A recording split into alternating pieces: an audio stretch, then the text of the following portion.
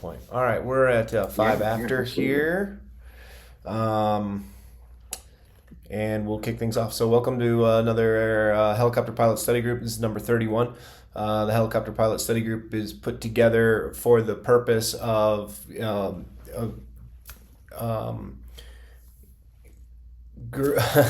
pilots of all skill levels coming together to talk about helicopter related topics. Primarily, the focus, a lot of the focus is to work on our lesson plans, pull tasks from the ACS, and work on how, as future CFIs, for the purpose of learning, to how to present, followed by group discussion in the spirit of learning, and really focusing on the opportunity for us to pick top topics and tasks and present on it to a group in a group setting. Occasionally, we have special guests.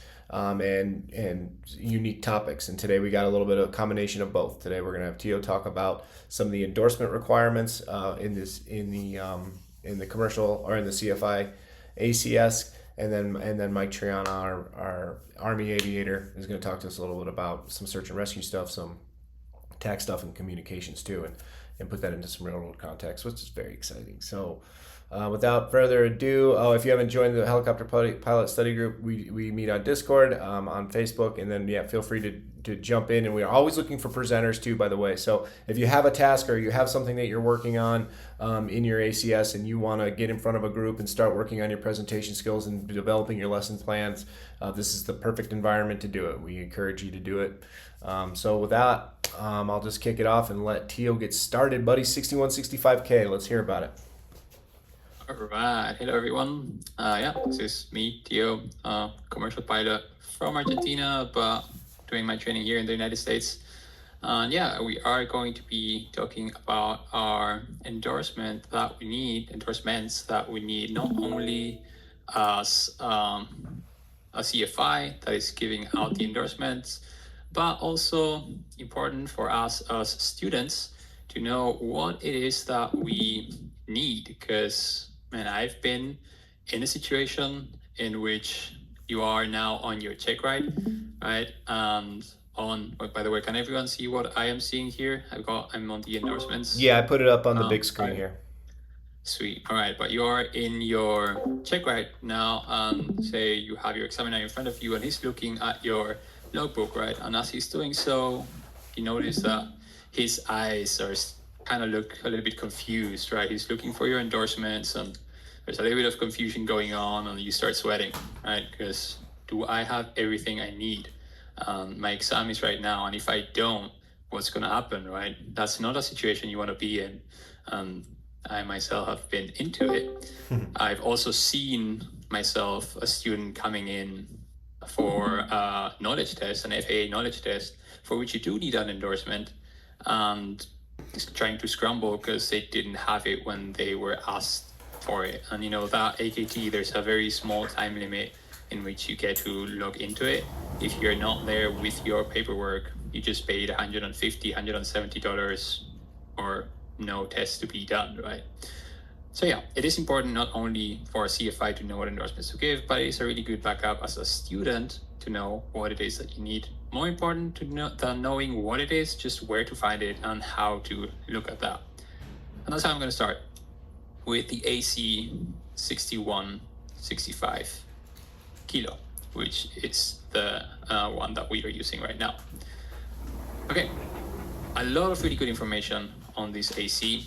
The way that I have gotten all of my research is, you should go through this. There's, as I said, a lot of really good information. And closer to the end, you have sample endorsements. This AC is very clickable. Whatever you click on it, it'll take you there. Really well done. And you have a list of all of your sample endorsements that you're going to be needing. As a student pilot, you click on that endorsement, and hey, look at that. The endorsement that it takes you to as a student pilot, say example, this pre-solar aeronautical knowledge one, it gives you a reference on your FAR book, on the Federal Aviation Regulations, where you can find the information from that endorsement. So like I said, everything is very clickable. I highly recommend that you guys and girls just go through the endorsements. I am very used to the actual book, a lot easier for me to mark it and highlight it. So just want to let you know where I got all of this information from that I'm going to be presenting today. I've also seen on some videos on the internet some really good acronyms that I'm going to be using that I had to modify slightly. There's this Tim loves bacon over pizza that I found from an airplane human that they fly airplanes. They're not flying our Robinson 22 or 44s. So we need to add a little S over there for some extra endorsements from the SAR. Right, so we're going to go through Tim's love of bacons over pizza before his cross country, and then prerequisites for our practical test, which the practical test is essentially our check ride, right? And as a private pilot endorsed, or a private pilot, which endorsements we need, right? That's basically what I'm going to be going through. Up to that point, when we are there, you're already going to have all the information you need to keep going and seeing what it is what it is that you need to know for your next endorsements. All right, let's start with this Tim, right, or Tim's, because we are flying Robinson products 22 and 44. Tim's. Tim's stands for T for TSA. TSA, essentially, as I said, I'm from Argentina. So as an international student, you need to have a background check. If it's not the background check as a citizenship, you need to provide essentially proof of citizenship, right? That is a US passport or a birth certificate and a government issued picture ID. We need to keep those documents for 5 years, and it can be done by either you keep those for 5 years in a separate record, could be an Excel spreadsheet or something where you can keep it, or you give the student an endorsement that you're certifying that he has given you those documents and a logbook on your own endorsement. So it's either that or another way of keeping those records, which I am assuming that's what most people use, because that would be a lot of endorsements to keep track of in your own logbook. So that's the T of Tim's. Tio, quick interruption. Yep. What's your screen supposed to look like right now? I'm on Tim's, so there's day 1. All right, we're stuck on Day solo 1. flight. Interesting. Solo flight. Curious. Yep. If you hit in the lower right corner, you have the pop out button. Try hitting that. Stop streaming? No, in the lower right corner, there's a little button with a square with an arrow in it. It says pop out. Pop out. All right. Are you presenting, or are you scrolling through the presentation? I've got a presentation of slideshows that I'm using. Okay. I try maybe stop streaming. Stop streaming and restream because it's showing the Word document at the moment. Right. Yeah. All right. All right, I'm going to close your Share screen. screen. Has that changed? Let's see. So Yeah, buddy. requirements We're for back. student pilots. Oh, okay. That's what you Yeah, want? on your web browser at the moment. Mm-hmm. That's not where I am at. So let's see if I can just close the sort of requirements and see if it shows something different. Did that change something? Stream's ended. Yeah, close your stream. Interesting. Mm-hmm. Because, let's see, share your screen again. Oh, wow.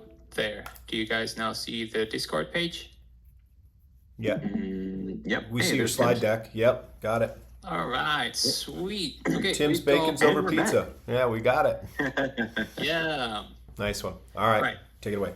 Back to day 1, right? On day 1, we have our Tims. We need to have our TSA background check for someone that's not on a US citizenship, or your US passport and birth certificate. No, not and. Your US passport that will provide your verification of you being in citizenship, or your birth certificate plus your government picture ID, right? That's your TSA background check. You also have your IACRA. That is something that you don't necessarily need for day 1. It's highly recommended that you do sit with your student and make an account with them, make them familiarize themselves with it, because you are going to need later on to applying for your certificates. And then you need your medical. Again, not necessarily a day 1 thing, but you are going to need your medical for using your privileges as any of the certificates that you're going to be using in the future. So do that as early as you can, even before starting your training. That's what I did. That's TIM. And then we have the S of TIMs, right? Because you're flying Robinson products, 22 or 44. We know that, I'm sure that we're very familiar with it. That's the first thing that you are talked about on these helicopters you're about to fly. I know 100% that someone gave me this ground training on day one. I also know 100% that I don't remember ever having heard it, because it's your first flight and you're just super happy to be flying. Just side note there. But before you're going to be manipulating the controls of the Robinson 22 or 44, you need to have had this ground training specified in the paragraph of this SAR 73, right? 2A1 or 2. This is the ground training. We use the acronym MELAR, mass pumping, energy management, low rotor RPM, rotor stall, low G conditions, effects and recovery, and rotor RPM decay, right? We get our ground training. The wording might have been a little bit wrong on that, but we get our ground training, then we can manipulate the controls, we can go fly, right? And we get the endorsement that you have received that ground training. We used to be awareness training. That was day one. The next great highlight is our first solo. What an amazing day that was. But before we get there, we need to comply with a few things. That's where bacons comes in. Bacons over pizza. For the B of bacon, we have 6187 Bravo. So if we're using our FAR aim here, there's different subparts in there. There's a subpart C that speaks of student pilots. On student pilots, we have our solo requirements for a student. That's what we are right now, right? We are students that want to solo. Before we solo, we need to have our 6187 Bravo endorsement, which speaks of an aeronautical knowledge test. This is different than an FAA aeronautical or airman's knowledge test. It's not FAA, it's your instructor that's giving you a test which has to comply with this paragraph 6187 Bravo, in which you're essentially testing assets. I did the screenshot here on the FAR aim, applicable sections of part 61, 91, airspace rules and procedures for the airport where the solo flight will be performed, right? It has to be that airport. Flight characteristics and operational limitations of the make and model, right? And as an instructor, we have to review those answers before we actually allow the student to go solo. That is one endorsement, Bravo, right? 6187 Bravo from Bacon. Aeronautical, pre-solo aeronautical knowledge. Then we have 6187 Charlie. This is our flight training. As that endorsement speaks of, in 6187 Charlie, we have specific maneuvers and procedures that we need to know, and the instructor is going to say that we are demonstrating satisfactory proficiency and safety. Keyword satisfactory, right? With the little amount of hours that we have before solo, which the amount of hours required is about 20 until you get your solo, you're not going to be that proficient in those maneuvers. The maneuvers we can find further down in Foxtrot, 6187 Foxtrots. It's a big list, 17 maneuvers that we need to be sufficiently proficient in according to the CFI. Once he determines that, we get our pre-solo flight training endorsement, right? That was the Charlie from Bacon, BCNS Bacons. Then we have 6187 November, if an endorsement in which at this point, your instructor is saying that you have now, for this specific make and model, you've been giving that training and you're good to go for 90 days to fly solo. That's your 6187 November. That's Bacon. Then it's the S, another SFAR 73 endorsement that we need. Now, not for the ground training, but for specific maneuvers that we need to know because you're flying these amazing 22 and 44 helicopters, right? We use GIMO, which I believe comes from helicopter training videos. That you need to be proficient in those maneuvers, or not proficient, you have been given the training in the maneuvers and procedures. So yeah, you have also been found to be proficient to solo, right? Valid for 90 days as well. And we use skim off operations, then the I for enhanced training in rotating flight control inputs to avoid overshooting and undershooting your landing spot. Then we have our enhanced training in rotation using maximum glide configuration, minimum 44, and then lower PM recognition and recovery. We need to have those abnormal and emergency procedures down before we get this endorsement that allows us to fly solo, right, for 90 days. That's bacons. Then what's this over pizza that we're talking about, right? We have Tim's loves bacons over pizza. Tim's day one, bacons pre-solo, and then the over pizza. We're using Oscar about the first letters of over pizza.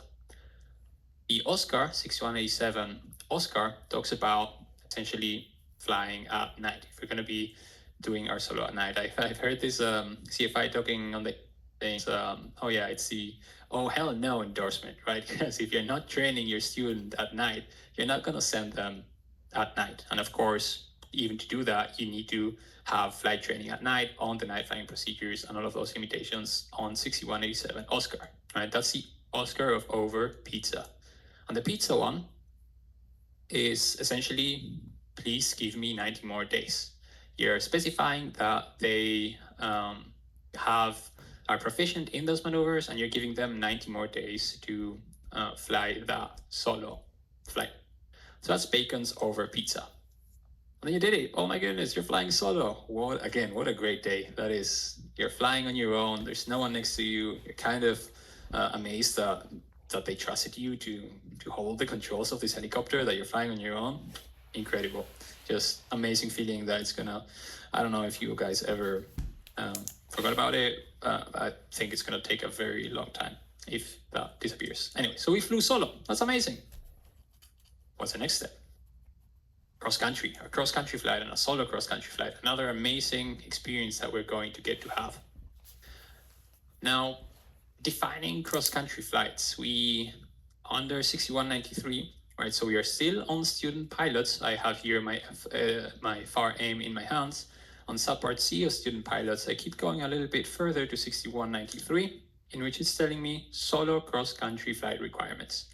It's defining that before we can do that, before we do a solo cross-country flight or flights greater than 25 nautical miles, or even a solo flight and landing at an location other than the airport of origination, right? If we do any of those things solo, we need to comply with these endorsements that I'm going to be speaking of. It mentions a paragraph B as an exception, but essentially we need to have training on maneuvers and procedures. These are different maneuvers than what we've had for our bacon, right? In the bacon, we're being certified to fly solo under specific maneuvers that we need to comply with. Now for the cross-country, it makes sense that there's maneuvers that are going to be different, right? So we need to have training on them. We also need to demonstrate that we are proficient in those maneuvers and that we also have accomplished our solo flight maneuvers that I was just talking about with the bacon part, right? So we need to comply with both of those and with the limitations included on that endorsement, which I'm going to be talking about a little bit later. If we scroll down, or if we look down in our FAR aim 6193 Golf, that's where we can see all of the 10 maneuvers and procedures that we need to be proficient in. Now jumping into the actual endorsements that we need. Before cross-country, you can also think of it as B, the letter B, and then the number 4, before cross-country. That B, there's 4 endorsements in there. They're not per se necessary, but you might need to give them to someone if the next things, if they are under paragraph B. Paragraph B is essentially you have a student that, as an example, lives on a farm, on a little farm or a big farm if he owns his own helicopter, right? And he is within 25 nautical miles or within 15 nautical miles, wants to fly to the airport where you are at to receive training. You're going to have to comply with what is stated for the maneuvers, right, and the training to determine that they're proficient to practice the solo takeoff and landings at specific airports, and give them this endorsement. Within 25 is one, and within 50 nautical miles is another endorsement that you're going to be giving them so that they can fly to you solo. And then we have our Class Bravo endorsements. That's another 2 endorsements. Again, if your student is not going to fly in Class Bravo, or is not going to fly to, from, or at an airport located in Class Bravo, you don't need to worry about these things. But they are there in case you need to do so. And that's the other two endorsements of that Bravo, of D4, right? Two endorsements for someone that wants to fly solo from their own place to your base of operations, and two endorsements for Class Bravo, one to fly in and one to fly to, from, or at. That was before. I know this is a lot, but again, more important than you remembering everything that I'm saying is how you get to this information. Everything is in your FAR aim, and the AC61-65 kilo is really helpful in showing you the endorsements that you need. And on the endorsement, it will show you where you can find that as well. Just doing that exercise will help you find these things a lot more easy. At this point, after doing this presentation, I can now just know where to go and kind of know what it is that I need to look for, right? Just saying, we're going through it and you're doing great. Okay, we have the cross country, right? Before cross country. Now these two C's, the beginning of cross and the beginning of country, are two different endorsements that we are going to have to give our student. It's not if, it's an actually we need to give these endorsements.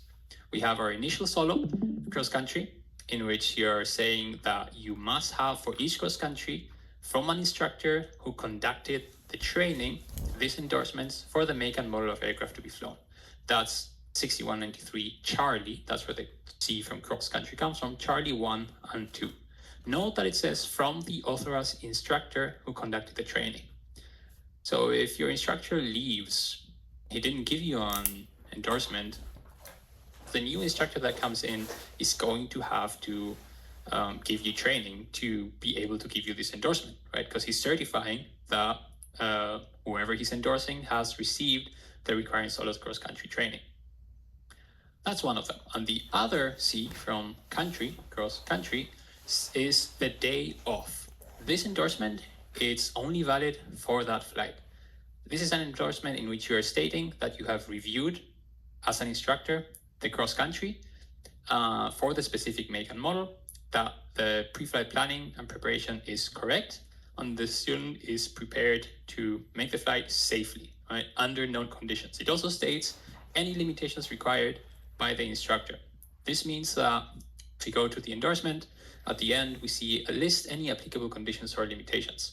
In there, we can input whatever it is that we feel necessary to make sure that we are complying with our own limitations stated as well a little bit further on that same section of the FAR aim. Right, we are going to be writing, I've heard on the internet say someone wrote down needs to receive clarification or clear to go text from me, right? Because on our limitations, not only does it state that we need to determine that the planning is correct, we also need to review the forecast weather, make sure that they can be completed, the flight, that they can do it under VFR, student is proficient, appropriate make and model, and also that the solo flight endorsement is current. So at that point, you're also checking the previous endorsement that he had. And how can we make sure that that is completed before sending them on a flight? That's where we are writing down those limitations at the end of that endorsement, right? In our school, I think we just do must follow SOPs of flight school. So those are those limitations, right? We have 6193 Charlie 1 and 2 and 6193 Charlie 3. Those are the two endorsements that we're going to have to do. And then, yay, cross-country flight. Amazing, incredible experience. Really another incredible day of flying that's going to be hard to forget. Quick review. TIMS, TSA, either endorsement on logbook of the CFI and on the student, or keeping documents of either US passport for checking that they're actually citizenship, or having a birth certificate and a government issued picture ID. We have done that. That's a requirement before we fly with IACRA, doing that account. The medical certificate has been done. They have the endorsement of the SAR 73. They start flying. Then we have bacons over pizza, 6187 Bravo, in which we get that test, right, the aeronautical knowledge test, which the instructor is giving that to them, right? And after they pass it, or they do that test, the instructor reviews the material that has been said wrong before the solo flight. That was Bravo. Then 6187 Charlie from Bacon, right? Bravo Charlie. That is that they are proficient in the flight training, in the maneuvers, according to the solo training.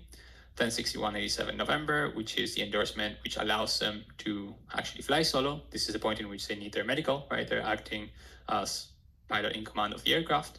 And you also need to have their SFAR 73 training on the abnormal and emergency maneuvers. Then we have before cross country. We just done that one, so I'm not going to go. I mean, essentially, 4 endorsements. B4, we have paragraph B for the student that lives in a different place, and 2 endorsements for class B airspace, if you need to give those to them. And then we have our initial solo cross country, stating that they can do it, that they're proficient in it, and the day off in which you're saying that you've reviewed their planning and that they are ready for making that fly safely, right? Okay, did their solo cross country, and essentially then all we're doing is preparing for a private pilot. So as I've been looking at my FAR aim right now, I was on the student section, right? Student section is not what we're looking at anymore. We're preparing now for our practical test, essentially. And to do that, we are looking now at our requirements from private pilots. Subpart E, private pilots on our FAR aim. We have now an AKT, Aeronautical Knowledge Test. Now this one is one that is given by the FAA. This is not anymore your instructor making you a test or making a test for yourself. This is now the FAA, in which you have to have an endorsement before you get to it. This is the example that I said. Someone didn't have this endorsement. They had to go scramble, see if they could find their instructor, if he was even at the school, to get that endorsement from, right? In this knowledge test, essentially, you're certifying that they're prepared according to, for the private pilot certificate, 61103, which is essentially speaking of eligibility of the private pilots under the aeronautical knowledge areas, which is 61105 Bravo, in which it states everything that you need to know for that AKT, right? You give them that endorsement saying that they're ready for it, and then they ace it. Amazing. Yeah, you have a lot of information to do that test. You are good to go. Ace your test. Essentially, you're also going to need eventually your R22 pilot in command endorsement. This is different than your solo endorsement, right? That allowed you to fly solo for 90 days. This is now stating that you are proficient, you have logged at least 10 hours, you have received the endorsement in which you have had the training on the following abnormal and emergency procedures, which it's stating those GIML, right? For the SR 73, you're stating they're proficient and that they are ready to do their flight. This one is valid for 1 year. Why 1 year? Because our flight review for our SR 73 is valid for 1 year if we haven't met the experience requirements of having at least 200 flight hours, right? That's why it's valid for 1 year. Okay, so we've done our AKT, we have our SR 73 PIC, then we work on the prerequisites for the practical test. Hang with me, we're almost done here. The practical test is your check ride. To have an endorsement that says that you can do your check ride, you need to satisfy prerequisites. One of them, there's 2 endorsements for the prerequisites. One of them is that you've logged training within 2 calendar months, right?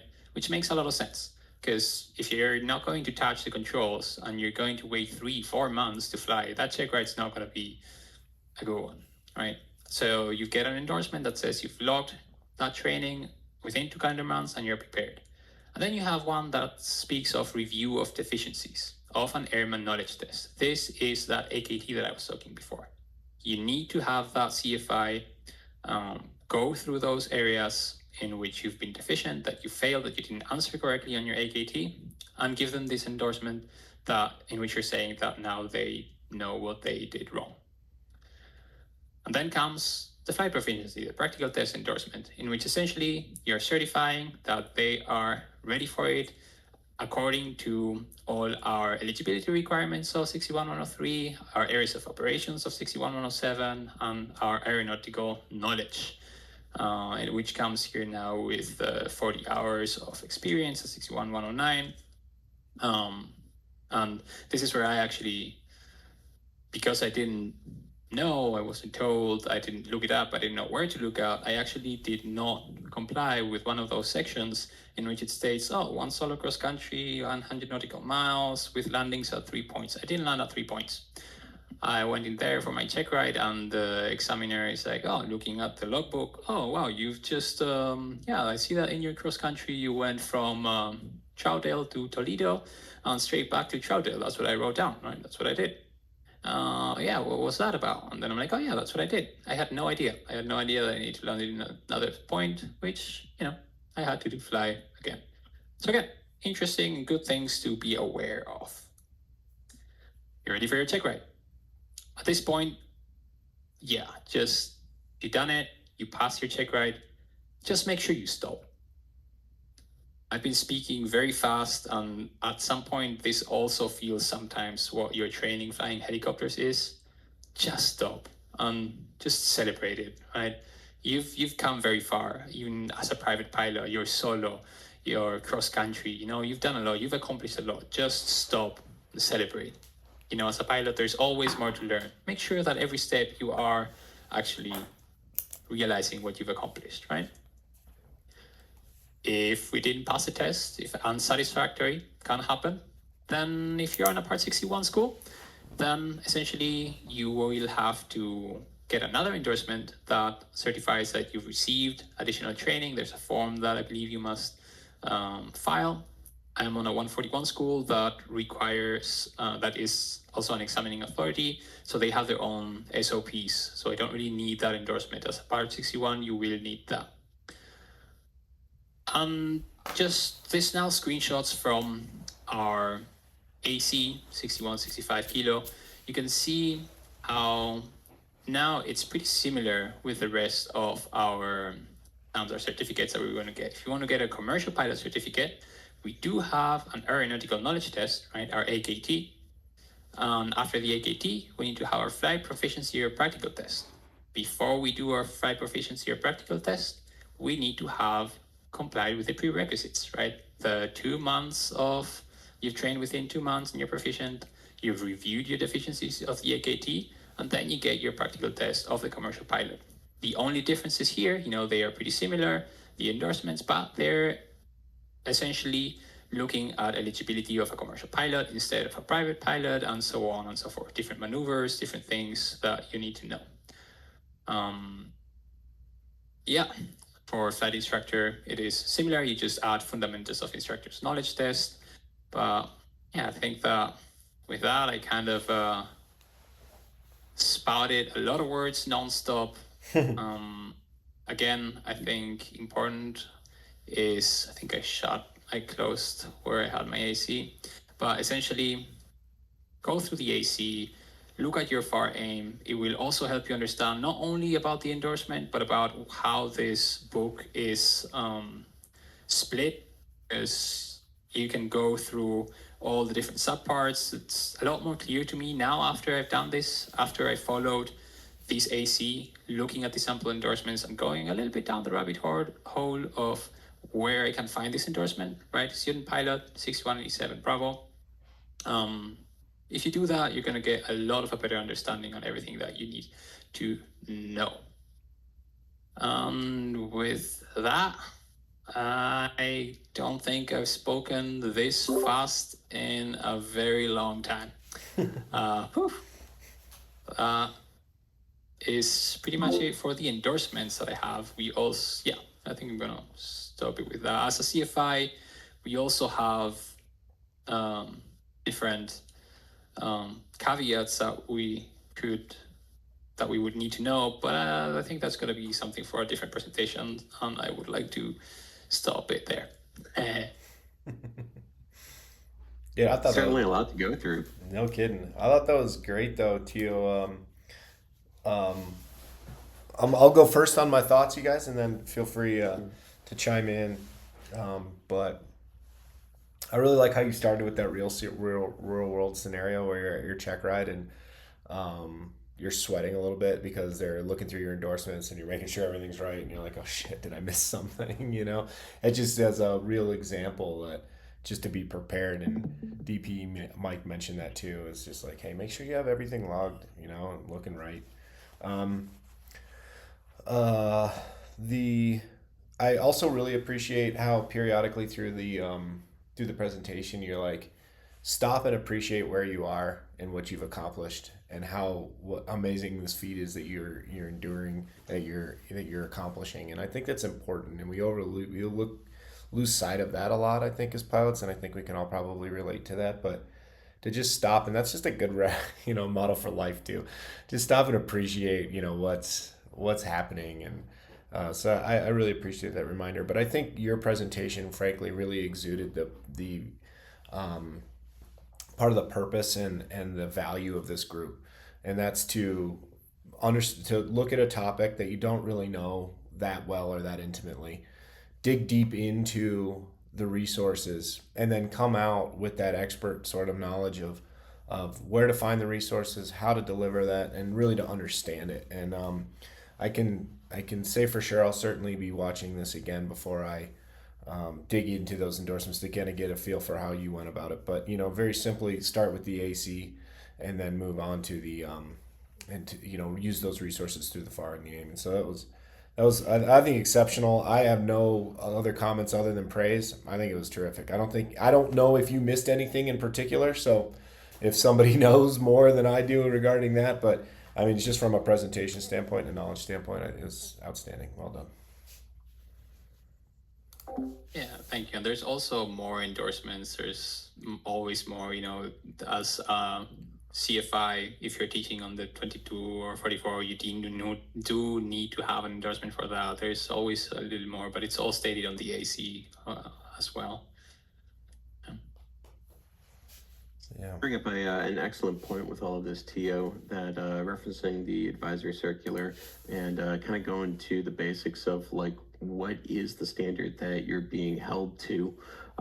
Part of why we started this helicopter pilot study group is that there's so much information for us to know as professional aviators that sometimes it can be a little overwhelming as to like, oh man, I've got this eval coming up, like where do I even start with the standards. And that's exactly what referencing this advisory circular is like, okay, what am I going to be expected to do? Know those things for that portion of the test. And, when in doubt, know everything and do it perfectly. Yeah, easier said than done, right? Know everything and do it perfectly. Yeah. That's it, man. I love fun. So real quick, man, this is the AC. I like the delivery. You did outstanding. Kept that very, very lively. That's definitely. If I was a student going through that, that's the way I would want to learn. Just keep it fun, keep it energetic. It's a hard subject to teach because literally. It's all referring back to the AC. And as an instructor, to do these things, to endorse people, that's half the battle. Like I literally stay in the check rides just so if I have to add another endorsement, I like to be available for the students. So it seems like you have even a better grasp of it than I. So pretty cool. Also Clay, I'm not sure if you guys know, but Clay had that one, I kind of ran into it. I'm not sure if, LD something, you guys remember from the very beginning? Yeah, I'll drop his, Yeah. I'll drop the site in the chat. Yeah, he really dumbs it down. So for us, as you got students and you really want to save time, any resource helps. So one thing I want to ask you, Theo, being that you're from Argentina, have you ever gotten to maybe CSICARE or fly one of those? Any experience with that at all? I actually didn't know I wanted to be a helicopter pilot until I was living in Hawaii. And I just was working at the airport, just unloading UPS planes to just get taking off, and at one point they're like, "Hey, we're hiring helicopter pilots." I'm like, "Oh, that's a job." Like, "Oh wow, everything's clicking now." I'm like, "Oh, wait a minute, what?" Yeah. I can actually do that job. Awesome. And then you find out what it really takes. And you're like, holy shit. Yeah. Yeah. It takes a lot of No money. one. Yeah. A lot of And money. no one tells you that, you are going to be doing a little bit of everything, which actually I really appreciate of. Like, you're becoming a little bit of a lawyer, you're becoming fortunately not too much of that one, but you're becoming a little bit of a mechanic, a little bit of like teacher, student, everything. Weather. Yeah. Meteorologist. Yeah. Yeah. Engineer. I thought it was a really great presentation. I really liked your little motivational images, the little thumbs up every now and again on those key stages and celebrating those, as you said. I had a couple of questions.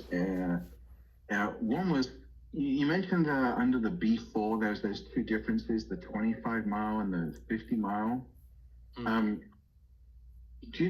What's the I don't even remember the 50 mile one, but what's the difference between those? Why wouldn't someone just issue a 50 mile one and be done with it?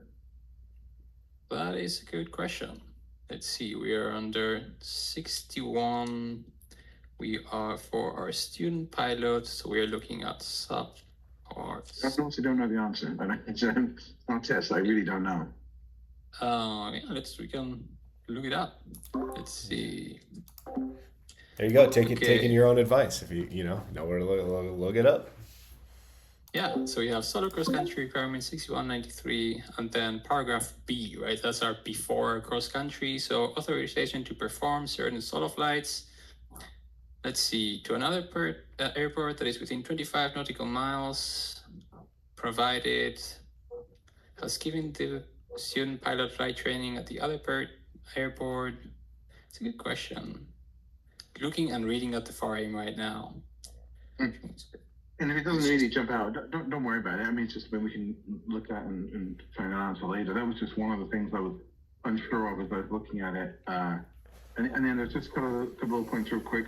When you were talking about one thing was when you were talking about the missing endorsement and how that's just frustrating or it's embarrassing or it holds it back.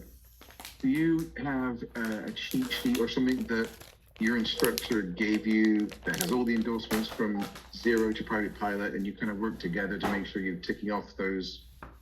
Do you have something like that? I do have something like that. Looks kind of messy.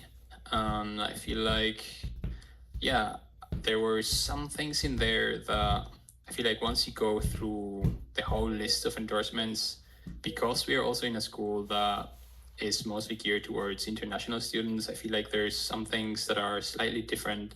So I want you to go through all of it. But yeah, we do have a cheat sheet, and I've also made a small sort of cheat sheet coming off one of those instructor ones. Let's see if I'm sharing the screen now.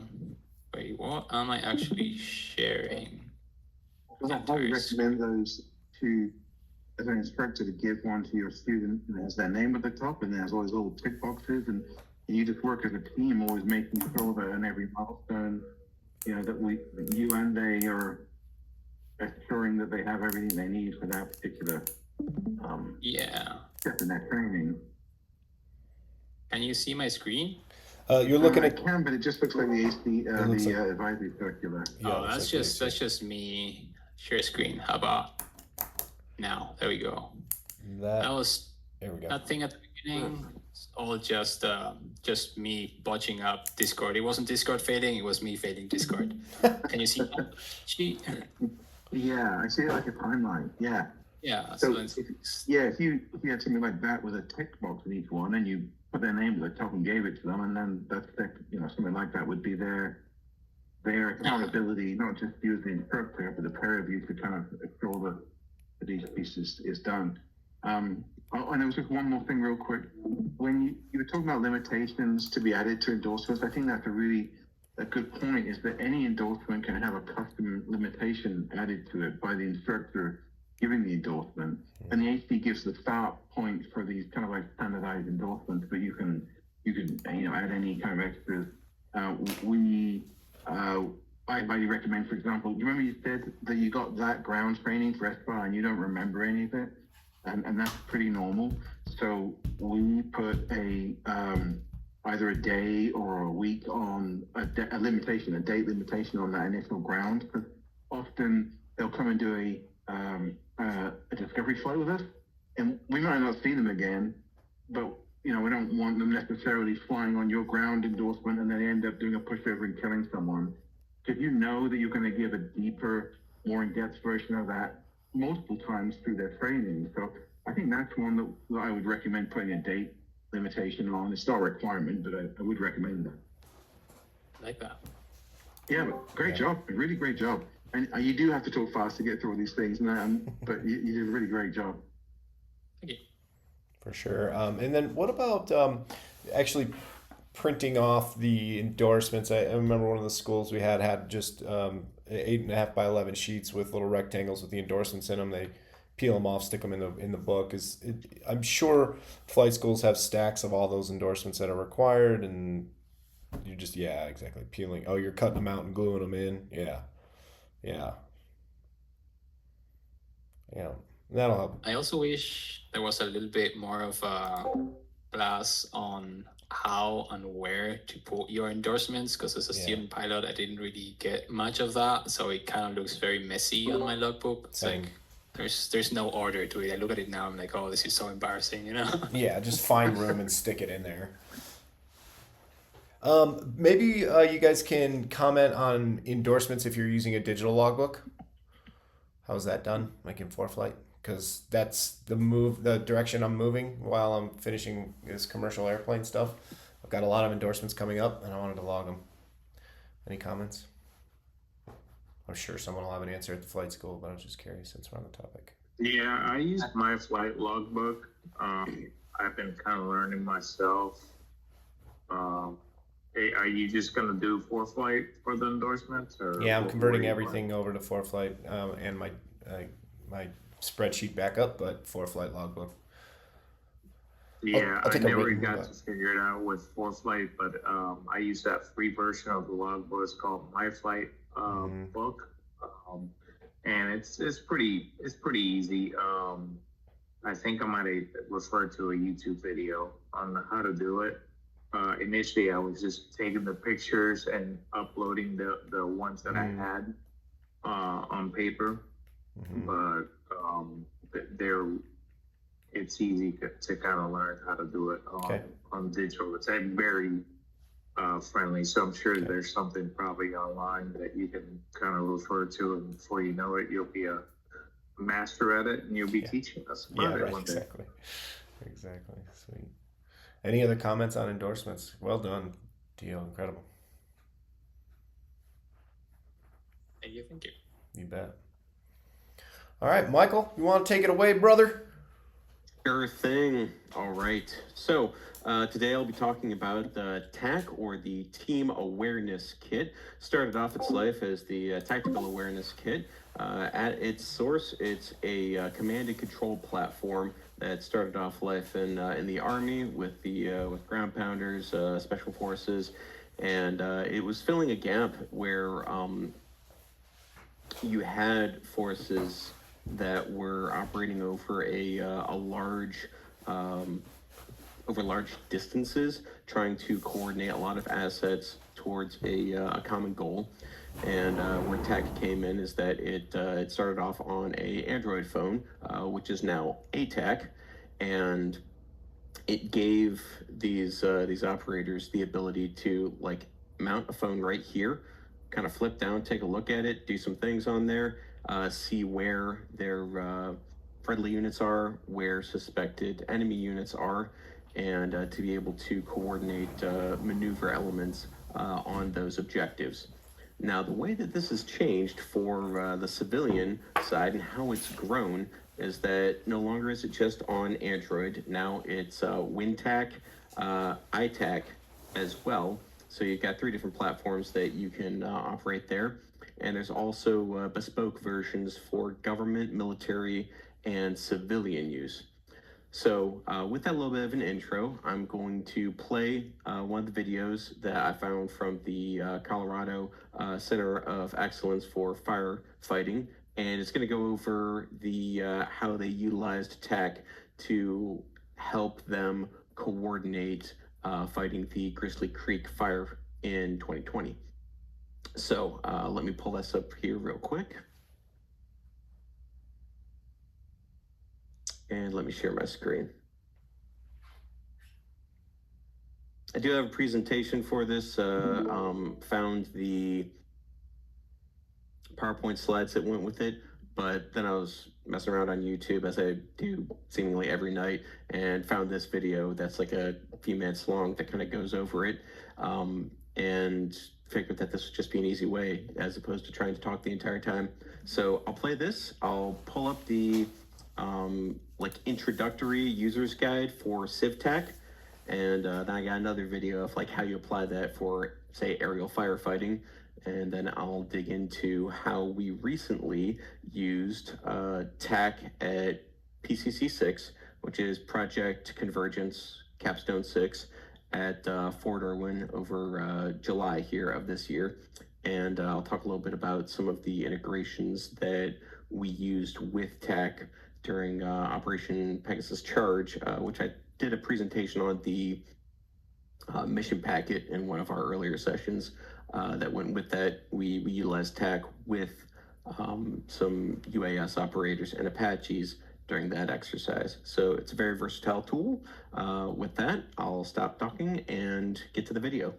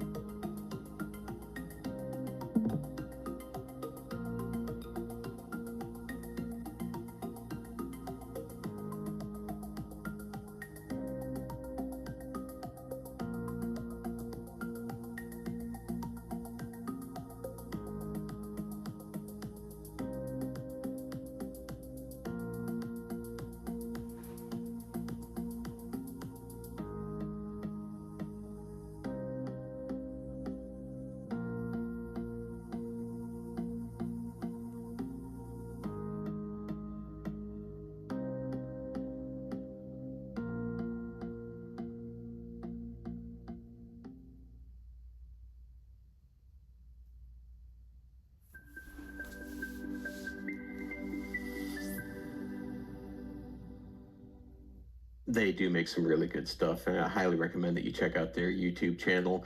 They've got more of videos like that, and they keep pushing out demonstrations of how they're looking to advance the firefighting profession.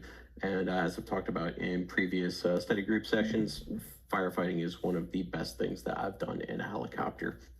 So you can see from the video there, like in 2020 when TAC, I wouldn't say it was in its inception stages, but it still had not received a mass adoption outside of the military. And even in the military, we're still trying to figure out how exactly to use TAC in our cockpits.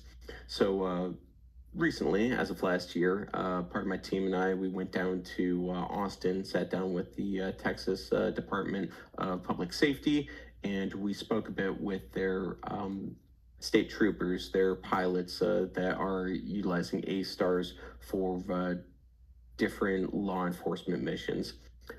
What they showed us was that they had built out a significant enough TAC network where they could incorporate cameras that they had around the city.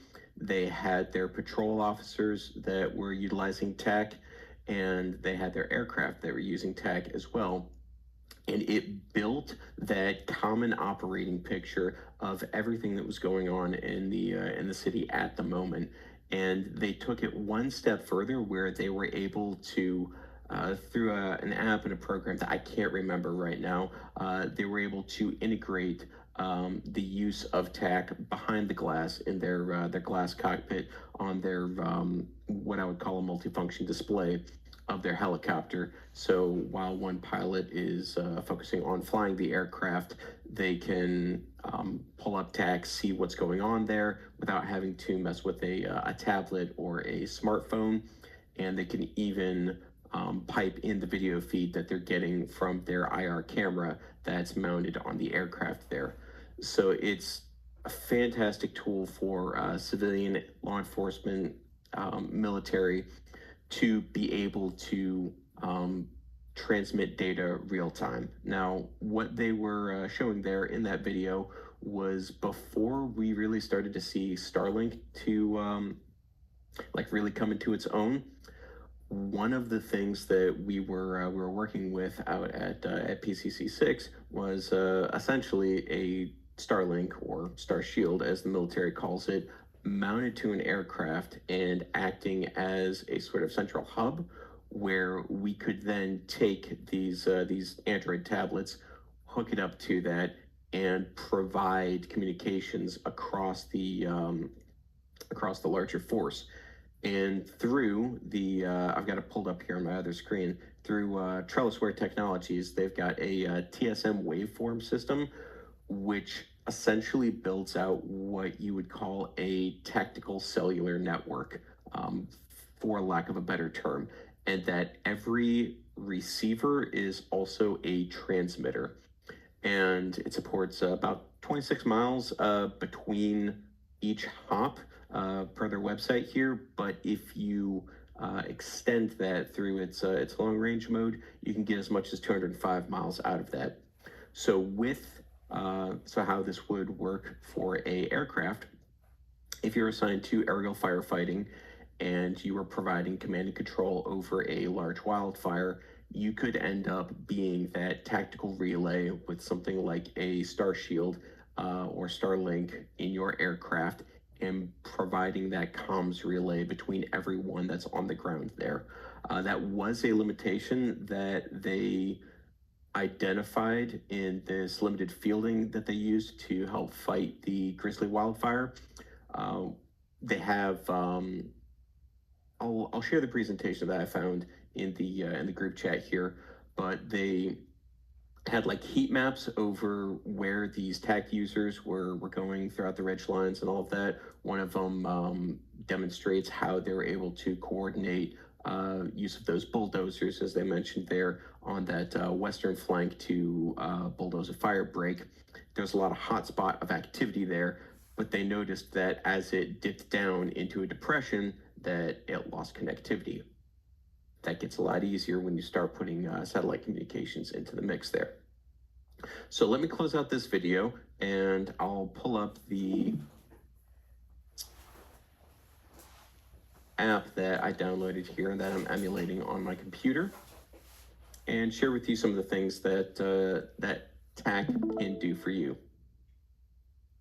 So this is ATAC Civilian. You could download this off of the Android Play Store. There's also versions of this for Windows and iOS, like I had said previously. So this is all open source. You don't have to have any sort of special credentials to be able to download this. And if you ever volunteer with the fire department or with wildlife services, and you're out there on a search and rescue mission, you may be asked to download this or use this. One of the things that they noted on that previous video was that volunteers got maybe about 3 to 5 minutes to play around with this and get familiarized with it, and they were still able to effectively use these tools. So let's start with search and rescue, since we're talking about it, of some things that we can that are useful for that. So being able to create labels and routes as you're spreading out through the wilderness.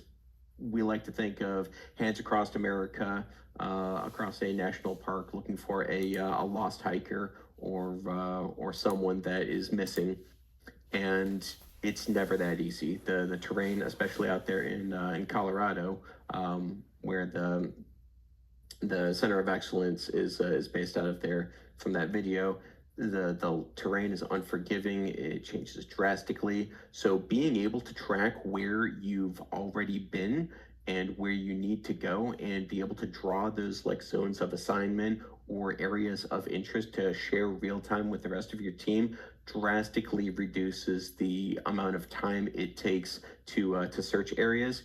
And even after you've combed through an area, if there's a ravine or possibly even a cave system that you may have overlooked, that tracking data of you and the team moving through the area gives you that sort of heat map of where you've already been.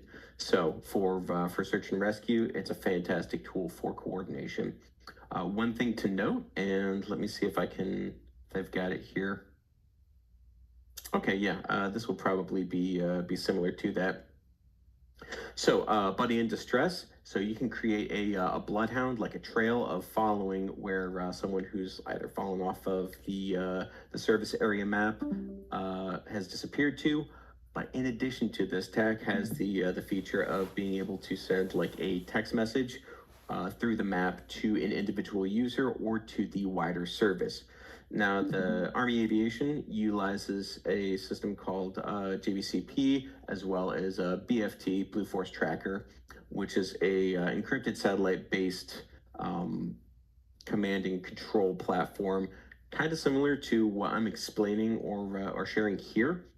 But it's stuck in the aircraft. It's bulky. The first system I think was put into to use around the very beginning of the second Gulf War, so like 2002 timeframe, something along those lines. And you'll typically see them hooked up to a vehicle of some sort, Humvee, LMTV, built right into an aircraft. So what this tool does is it takes that communications platform and it distributes it out to the lowest level. Now, depending on the maturity of your users, that could be a problem, as we have in the military. So you can restrict the rights of who can say what and what can be blasted out publicly in chat there. But it does give you the ability to share information in real time without having to pick up a cell phone and blast it out on the group chat. And you can also see where that information was coming from. Taking a look at the bottom right here, the call sign gas pipe, where they're at, what their location is, how fast they're moving. So planning as well for not only search and rescue, but firefighting. It gives you the ability to, once again, draw zones of assignment, safe zones, unsafe zones, and to coordinate different teams to different areas. And here's an example of how Detroit used that, planning their 4th of July fireworks show along the river there.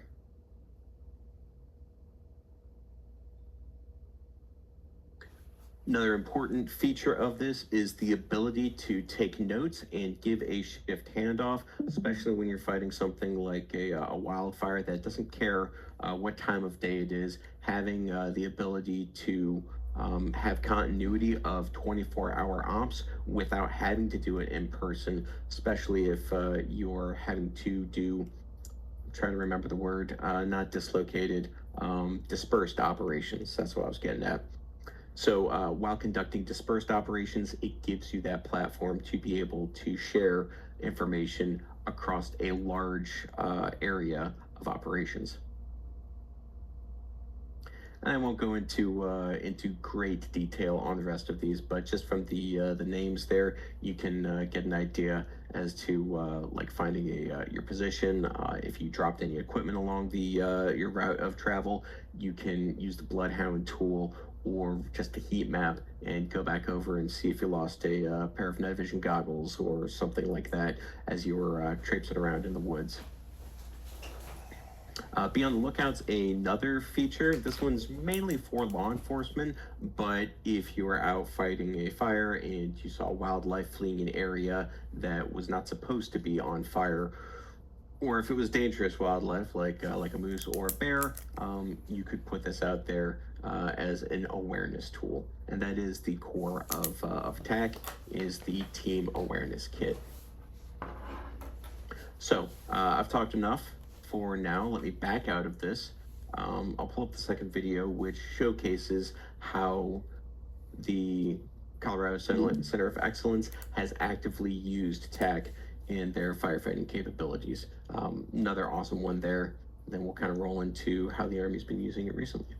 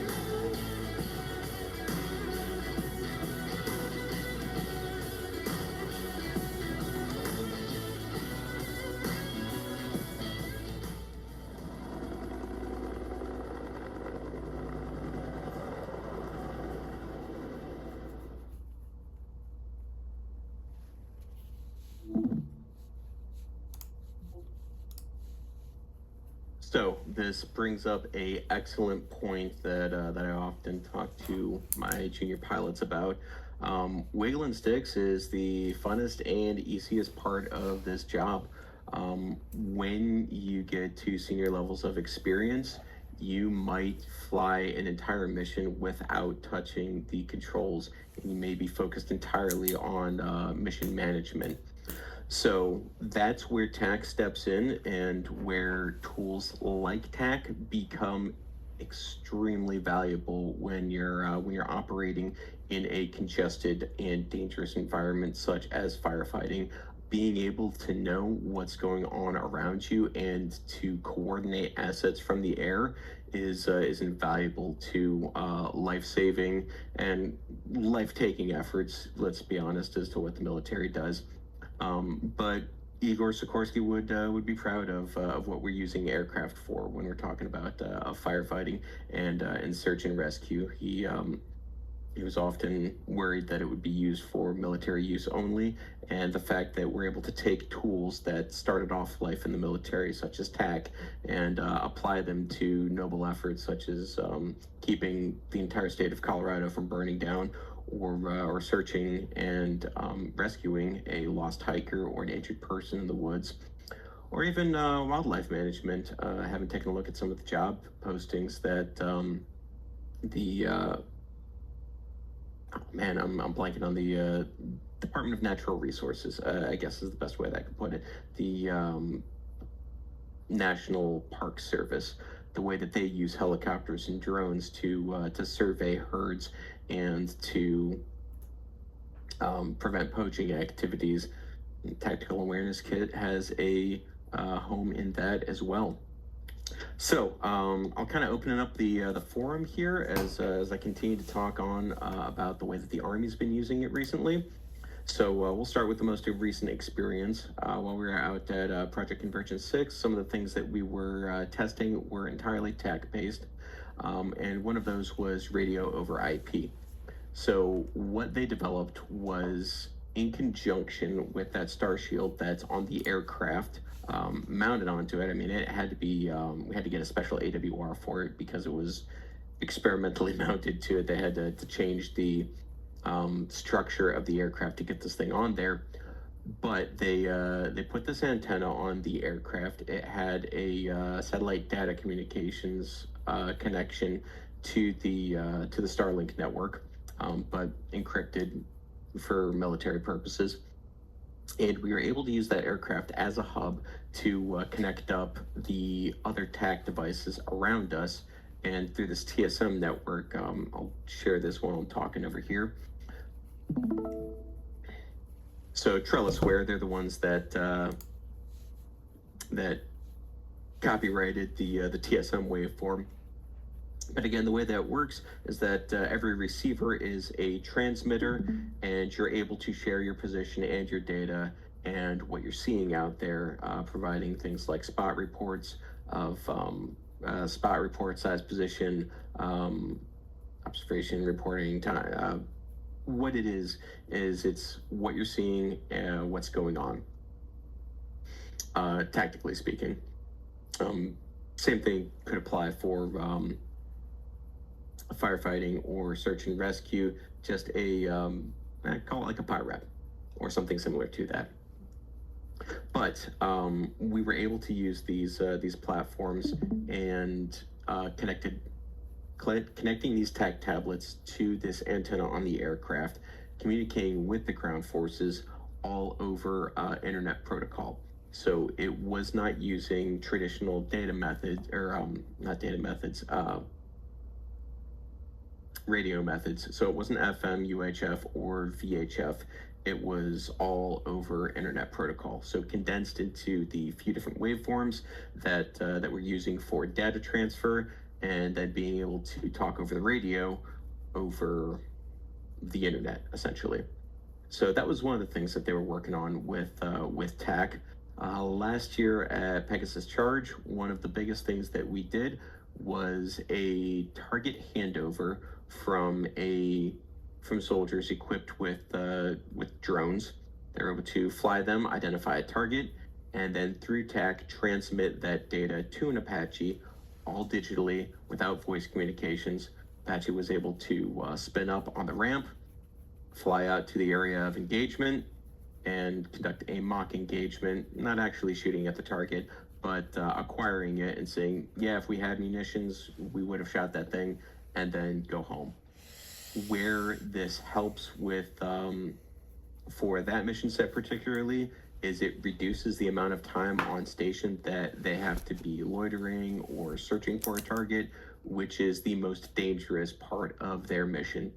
And where that would help us on the civilian side for firefighting or search and rescue or law enforcement is that before the aircraft even gets off the ground, it already knows its area of interest, where it's going to launch to, and it saves us that valuable airtime, flight hours, duty day, fuel, all of those restrictions that if we were just burning holes in the sky trying to figure out exactly where we're supposed to be, we can go VFR direct, so to speak, and waste zero time on station trying to work up the situation. It is a fantastic situational awareness enhancing tool. So these are some of the things that you guys could be working with once you get out there into the industry, depending on whatever line of work that you get into. But I do see this as becoming more developed and more widespread throughout our industry. What questions can I answer for y'all? This kind of reflects a little bit of the conversation we were having in the thread regarding kind of monitoring of aircraft. I mean, it's slightly different because it's used for a purpose of for operational purposes, search and rescue, and like mission success. But when I guess it seems inevitable that this this type of sort of tracking and analysis is going to be built into everything if it's not already, using the technology that we have. And then but how long do you think, I mean, in the private sector we're using it in fire, like it seems like they're using it in fire kind of sporadically, but I mean, it also seems a little bit antiquated, like the technology with cell phones. I mean, you guys are using Starlink, of course, but I mean, you're limited to an Android, right? You have to download an app. I mean, it seems like the technology should be a little bit further ahead, and maybe it's a lot farther than I think it is or what it appears to be. But do you think like this is going to be this type of this is going to be common in all kind of flight, and I mean, does it replace ADSB? So I guess I don't know. That's a little convoluted. So there are ADSB integrations into EFBs. I mean, we all fly with tablets these days. You know, it's we like to think that I could still navigate with a paper map with a sectional, but like, have you tried to recently? How cumbersome those things are. Takes up the entire windscreen there. So EFBs have a permanent place in the cockpit now, and to the point where we've even started integrating moving maps behind the glass. So what I see continuing with this is getting that behind the glass solution, like what Texas DPS has done, and moving away from sort of like that bespoke Android only sort of thing, which is why they've continued to develop it with iOS as well. And like between iOS, WinTech, and ATAC, all of them work. I wouldn't say seamlessly interchangeably, but I mean, even the Colorado Center of Excellence for Firefighting there, in that second video, they said that they were operating ITAC on their iPads. And we can kind of see the same thing that's happened with the FBs in general. That it started off with tablets with ForeFlight. That was the new hotness about, like, I don't know, 20 years ago, 15 years ago, something along those lines. And then now it's gotten to the point where anything that's a mobile device, regardless of what operating system that it's running, has some flavor and some version of electronic flight bag or flight planning software that's available for it. So whether or not the ultimate solution ends up being TAC, I think that something that builds out that common operating picture, even if it's based off of like Google Maps or Google Earth, which TAC does use those open source maps for, I think that we're going to see a lot of that used in the civilian market for exactly those missions where you have to coordinate a lot of people together. Now, if you're just doing sightseeing missions, or if you're out Right. shooting videos or pictures of boats, probably not as much. Right. However, I could see that it would be used for airspace deconfliction, possibly if you've got that ADS-B in plug into it. Now, say you're flying around on an older model helicopter that doesn't have a glass cockpit. Now you've got a tablet that you can mount on your windscreen with ADS-B, and you can build that common operating picture, increasing flight safety overall. Yeah, it's pretty common in our world, but yeah, I think you make a good distinction there when it comes to a lot of assets and personnel resources. You know, the logical a logical solution there. That's pretty cool stuff. Yeah. Anybody else? Interesting view on it. Definitely, I was kind of aware with it, and on the ground side, we have similar programs, right off the fire department in 2020, that, similar to that, but, just to see it on the moving map and seeing the UAS, I remember when I was one of the first ones in my department that was recommending that we should probably use UAS technology, and then within a few years it took off, and now it's just a standard between police departments, fire departments.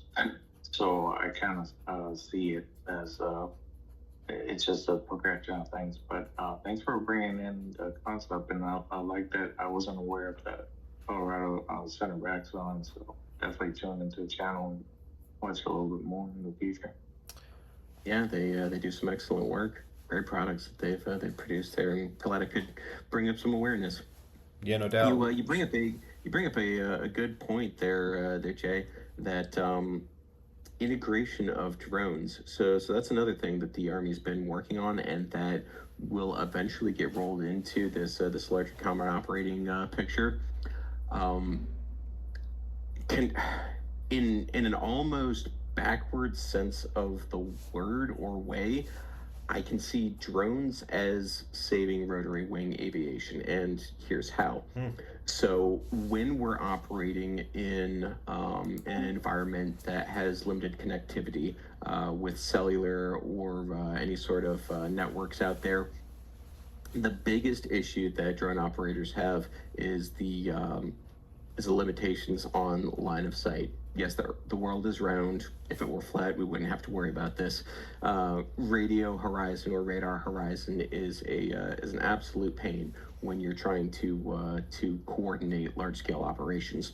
So, with helicopters being able to be that eye in the sky or be that retrans network, we could find ourselves in a wilderness area, or even in a dense urban area, as the relay station, as the relay network for even a private encrypted network that coordinates all of the efforts together. So we may have 20 different drones that are relaying through us, but because we have something like a Starlink on the aircraft, or the ability to tie directly into a cellular network from there, positioning ourselves in a place where we have that cellular connection and then extending that reach to those unmanned assets, now we are invaluable, because we have the ability to dynamically adapt on site.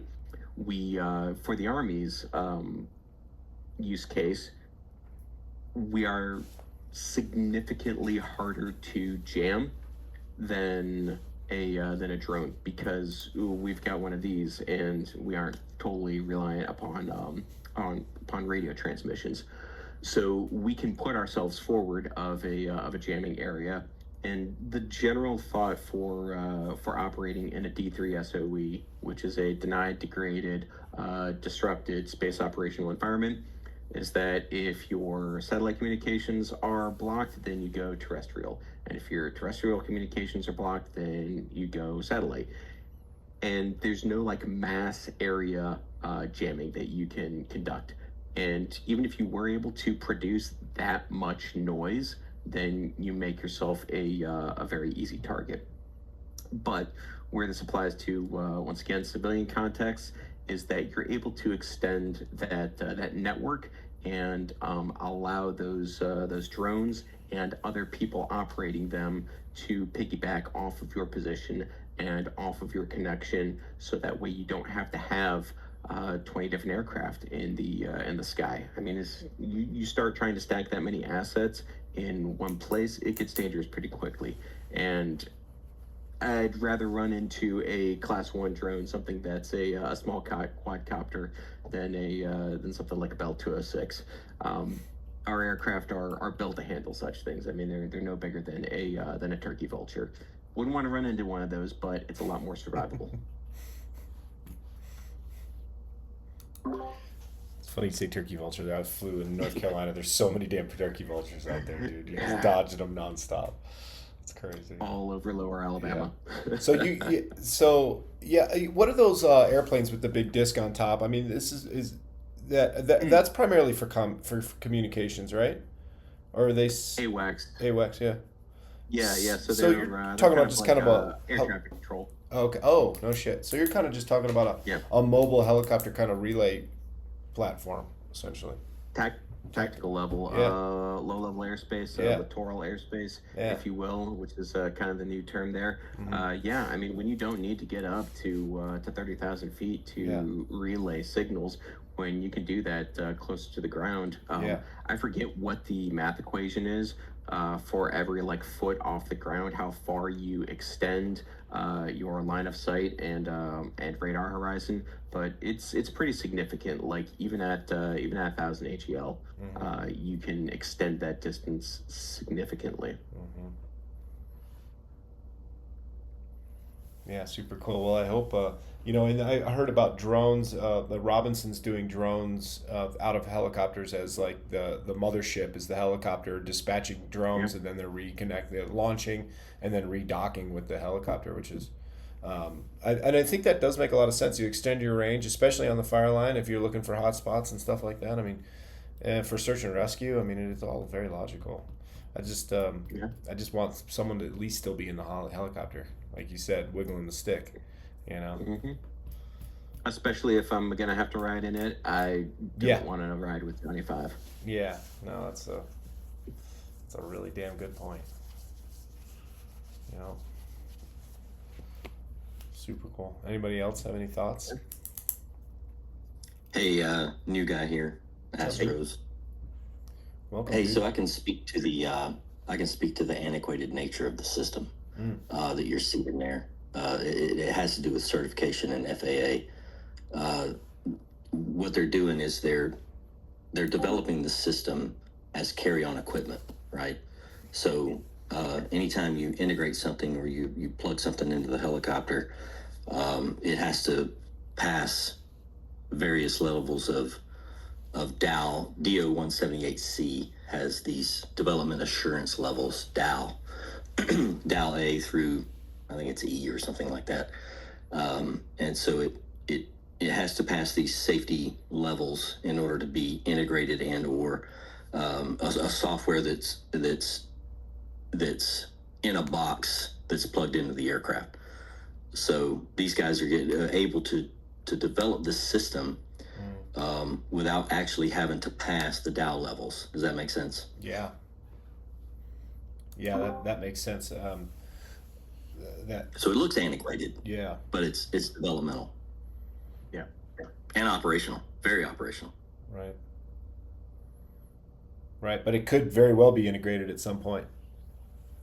Yeah, absolutely. I feel sure they're working toward the software certification.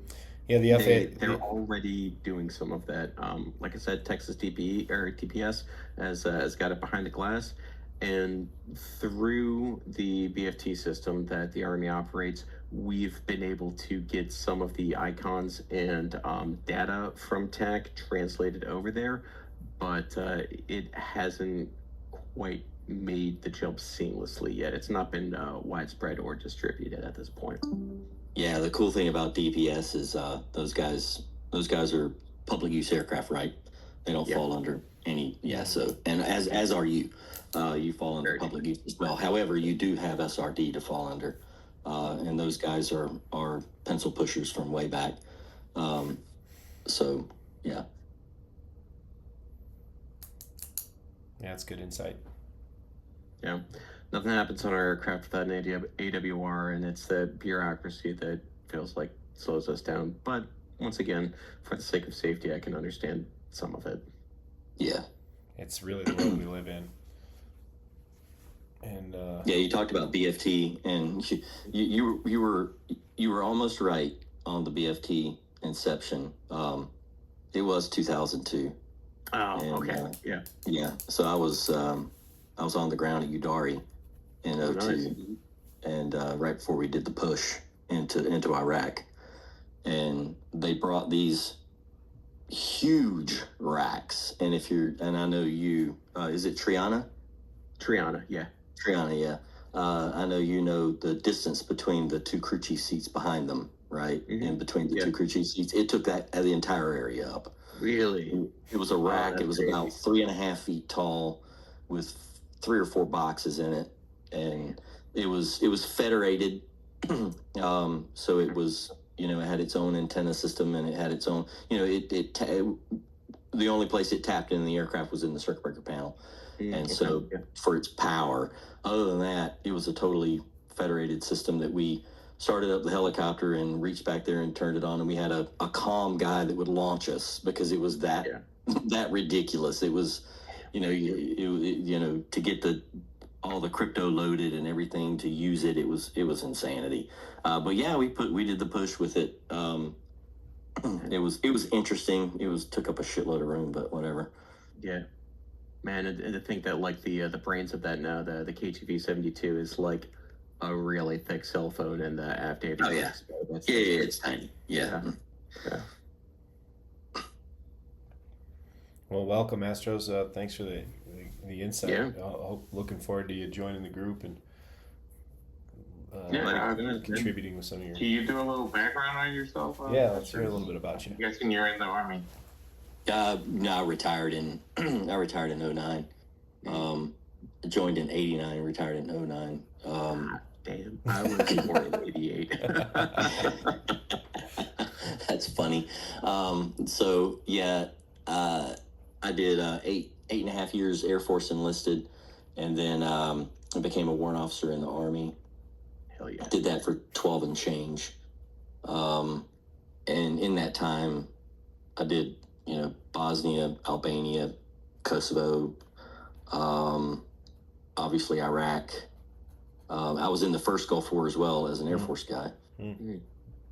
And let's see what else. I was a maintenance test pilot, and then I went to became a test pilot at Redstone, and so I tested a whole bunch of stuff there at Redstone. Retired out of there in 09, and then stayed at Redstone as a contractor test pilot for another 8 years. Cool. And then got bored of that and went and flew helicopter EMS for 5 years. Right on. Got bored of that, went back to the Black Hawk, and so now I'm a director of programs for a helicopter integration company. We take care of a lot of the kings and presidents throughout the world. We build and field VIP Blackhawks. Killer. Yeah, That's pretty cool. Sick. A lot of fun. That's an understatement. Yeah. A little bit of an understatement. Oh, man. Man, what a career. Excellent. Yeah. It's been a lot of fun. Oh, man. I still get to fly. Yeah, you do. That's awesome. Where are you based? Yeah. Well, I live in coastal North Carolina, but our hangar is in Tullahoma, Tennessee. So you got the Carolina reference to the turkey vultures. Oh, yeah. So East Care, it's ECU Health out of Greenville. That's who I flew for 5 years. Mm-hmm. So, we take care of basically I-95 East all the way out to the Outer Banks. And let me tell you, when you get your 2,000 hours, if you want to build hours, if you got nothing else better to do, go fly for those guys, because they fly. We got they got 6 aircraft now. One is children's only, but 5 aircraft, and we're putting an aircraft into an 800-hour every 3 months. Damn, that's Yep. awesome. Damn.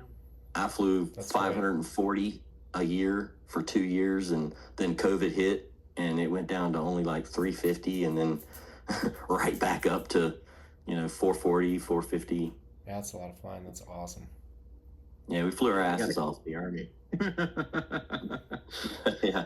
I think Why the don't most you- I ever flew in a year was like maybe 200 hours on a deployment. That's ridiculous. That's also fantastic. I'm glad you've got that experience. Yeah. Yeah, and I tell guys this all the time. I'm super lucky because I was a GWAT guy, so we had gobs of money thrown at us and just fly. We just flew for no fucking reason at all. Like really, just just fly. And so we flew all the time, and so we were super proficient. And so I really hate to hear the guys that are coming out now. I see guys coming out with that after their 10-year ATSO with 750 hours. Well, you got to be fucking kidding me. Right. I mean, it just blows my mind. Yeah, I'm about 10 years into this career, and I've just gotten over 1,000. It's Wow. ridiculous. Yeah. That's pretty typical too. We're in such a bad spot that like our minimum is our maximum for making PCs, which is like about 300 hours. And I came into to Army Aviation like right at the end of the GWAT, on the cusp of the changes that we had after Afghanistan. When I was coming up through the ranks, like standard was 500, 5 to 800 was like you're doing good. To make PIC, you mean? Yeah, exactly. Yeah. So I made it out like about 600, and hearing dudes that are making it at like 300, 350, it's like, man, I didn't know shit at that hour level. And Yeah. you're putting dudes in charge and like telling them to go fly cross country across Europe when all they've ever done is fly in their local flying area at Right. that station. It's just ridiculous. Man, that's crazy. I meant to ask, what did you do in the Air Force? Oh, I was the colloquial term is ammo, but I was a munitions guy. We just built up munitions and took them out of the flight line for the loaders to put on the aircraft. Cool, that's a big jump. I was. It was pretty interesting. Yeah. Master back in the days. Oh, you were a load master? Nice. Yeah, in the C-17. Oh, sweet, dude. That's outstanding. Yeah. I tell people all the time, like, man, if you're going to go enlist in the Air Force, be an air crew. Yeah, just be around aircraft. Yeah, Right. exactly. Literally, you got two college guys taking you to every party spot, Oh, yeah, exactly. Nice. Man, that's great. Well, welcome to the group. Would love to Yeah. hear from you someday. If you feel like Thanks. presenting on something, maybe just some situational awareness stuff, or maybe even what you're doing now, and kind of Okay. these private builds. And we'd love to hear it. We always, Yeah, sure. yeah, we get you on the books. And for those of you that are watching, after this is being recorded, we're gonna start turning these into opportunities for wings credit. That will likely come in a couple weeks, and they'll be probably once a month, maybe twice a month. We'll be able to start divvying out some wings credit. That'll bring some new, some other opportunities. So we need presenters. We need people to kind of step up and pick tasks or topic of interest and present on them. And so I'm going to continue to encourage that. Appreciate encouragement from you guys too for that. So Sure, yeah. that'd be good. And anything else anybody would like to add?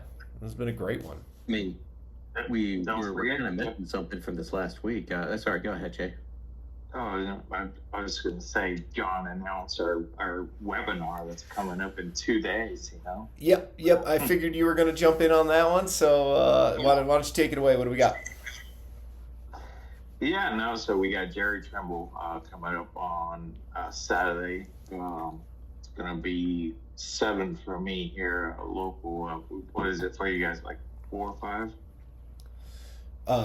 Yeah, I think so. 5 o'clock for MDT. 5 o'clock for MDT. He's Yeah. gonna be John, or I think Jay that left, Jay Bunning. He roped him into the long line stuff, and then he'll be talking a little bit about the operation Great. up there in McMinnville. 133 So stuff. that should be a pretty good one. Yeah. So you guys, we'll drop the link. Yep, that's a fast do you want webinar. to make it like one of those AI poster things that you so good with? You know, I was so excited about those AI things in the beginning, but now I'm already burned out on them. I'm like, this fucking AI slop. They all look the same, but they do a good job. They are much faster than me sitting in Photoshop trying to make them like I used to. So, yeah, maybe I'll make some prompts. We could certainly get something going. I'm not paying for it anymore.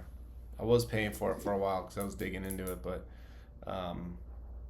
yeah, man. Yeah. If you're not paying for it, I can probably come up with one through ChatGPT. Okay. And then I'll give it to you, and then Go you for guys it. give it to Jay. Yeah. And it just spreads like wildfire. Yep, go for it. Yep. We might as well do it tomorrow so they at least have a day to promote it. What was your big news, Triana? It's something that we should be celebrating, kind of like what Tio was saying, celebrating the small bits, man. We hit 300 this week, right?